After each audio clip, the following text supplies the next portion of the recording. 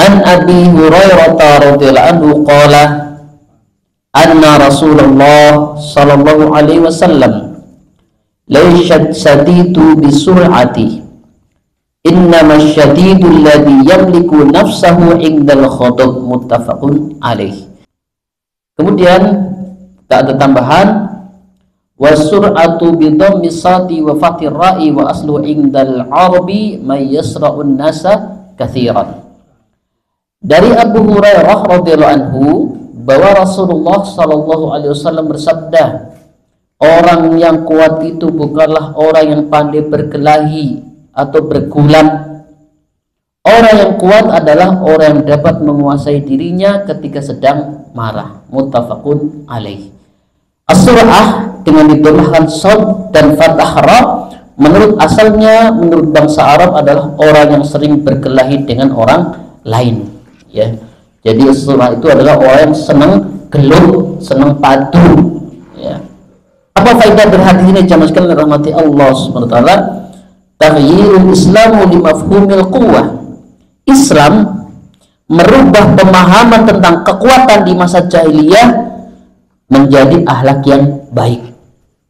Makanya orang yang dikatakan kuat bukan orang yang menang ketika berantem, gulat, apalagi di sini sering tawuran untuk menunjukkan siapa yang paling kuat. Tidak. Tetapi orang yang paling kuat adalah orang yang mampu menahan amarahnya, ya, mampu menahan hawa nafsunya. Karena memang jamaah sekalian rahmati Allah SWT, orang-orang Arab dahulu sebelum datang Rasulullah senangnya perang, ya, antar suku. Makanya kalau sekarang ada orang senangnya tawuran, bentrokan, itu kebiasaan jahiliyah yang belum hilang, ya, antar pendukung, antar supporter, antar ormas, itu kebiasaan jahiliyah yang sampai hari ini belum hilang, padahal sudah mau modern, ya, karena Islam sudah berubah. Kekuatan sesungguhnya bukan orang yang pandai bergulat atau menang ketika berantem, duel, tinju, bukan. Tapi orang yang kuat adalah orang yang mampu menahan amarahnya, menahan emosinya. Padahal dia kuat untuk melampiaskannya, banting piring, nendang, banting orang, tapi dia menahan untuk mencelakai orang lain. Makanya taghyirul Islami li mafhumil quwwah al-jahili. Islam rubah definisi kekuatan pada masa jahiliyah menjadi akhlak yang baik. Dan kita demikian juga, ya. Jadi kita harus menahan amarah. Apalagi kata orang berwibawa itu ketika marah milih diam, ya. Tidak malah mencak. Berbeda zaman sekarang di media sosial, mencak terus rame. Begitu ketangkep begitu kecekel seperti kerupuk kena air, atau langsung konferensi pers misal. Karena di awal senang menunjukkan kekuatan seperti yang viral kemarin di SPBU, mengeluarkan pisau nusuk orang, giliran kecekel melempem, ya. Tidak demikian orang beriman. Dia sebagaimana Umar bin Khattab sama. Di medan perang ditakuti musuh, tapi ketika di rumah istrinya sedang marah-marah milih diam, padahal sanggup. Demikian juga menantu Rasulullah, ya, ketika sedang ada masalah dengan istrinya pergi ke masjid tidur, padahal sangat bisa untuk melampiaskan emosinya. Makanya dalam Islam tidak ada ceritanya seorang suami KDRT, tidak ada. Lihat Rasulullah, ya, Anas bin Malik menjadi saksinya, sepanjang hidup Rasul tidak pernah keras, bahkan ngomong kasar saja tidak pernah.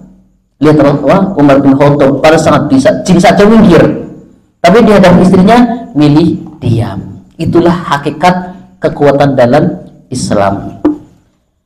Yang kedua, jamaah sekalian dirahmati Allah Subhanahu wa taala, seseorang, khususnya seorang muslim, harus berusaha semampunya menahan hawa nafsunya ketika dia sedang emosi. Makanya Rasulullah SAW memberi cara ketika seorang sedang emosi. Pertama, ketika sudah memuncak diminta untuk berwudu, tapi susah, ya, lagi emosi malah mulai wudu, ya, artinya temannya harus mengingatkan, lagi emosinya memuncak, kata Rasulullah, berwudu. Kenapa? Emosi itu asalnya dari setan, dan setan ya itu dari api dan dipadamkan dengan air wudu. Kalau tidak bisa, duduk. Jadi cara pertama dengan berwudu, cara kedua dengan duduk, masih dengan berbaring. Itu untuk melemahkan emosi yang tinggi yang memuncak, karena memang asalnya dari setan ya. Kita harus melatih diri kita untuk menahan emosi ketika terjadi masalah ya. Kadang ada orang memang temperamentalnya gampang marah sampai ototnya keluar ya. Tidak demikian, harus mujahadah, berusaha dengan sekuat tenaga, karena memang hakikat dari kekuatan adalah mampu menahan hawa nafsunya. Kemudian faedah berikutnya, jamaah sekalian rahmati Allah Subhanahu wa taala, wajibnya menjauhi perkara-perkara yang bisa memancing emosi ya. Dan zaman sekarang luar biasa, di media sosial banyak sekali konten-konten yang memancing emosi.